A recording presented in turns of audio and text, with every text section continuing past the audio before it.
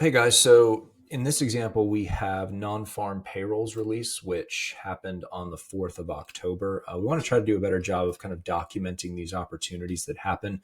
What are we looking for? Well, we're looking for a deviation on employment related releases and inflation releases, which deviate above the high expectation or below the low expectation. And so when we're trading economic data, one of the big things is that if we can just be outside this range, if the release of the data is outside the range, then it leads to a really good trade. And it's got to be outside the high or outside the low to give us a good trading opportunity. So in this case, we had the fourth rolled around and we saw beats across the board with non-farm payrolls being higher than the maximum.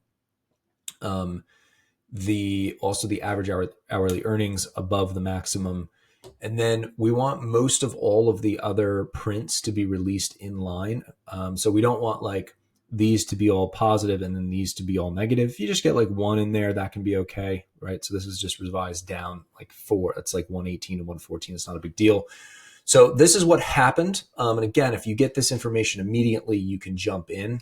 And so this is actually a trade I took, and you can see it's on the 2 minute, so it's not helpful, as helpful. But if you were on the 1 minute chart, you could get in around here and you'd get in. And the goal of these trades is that they have a very high win rate. So we're looking at like a 90+% win rate. So you would get in here and your stop would be like down here. You could do a stop below the lows, but most of the time you're just looking to go one direction pretty quickly.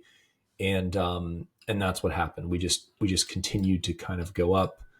And you would have had, I think it was about 50 to 100 pips, depending on where you got in and how long you held it. Okay, so that was one example in October for non-farm payrolls.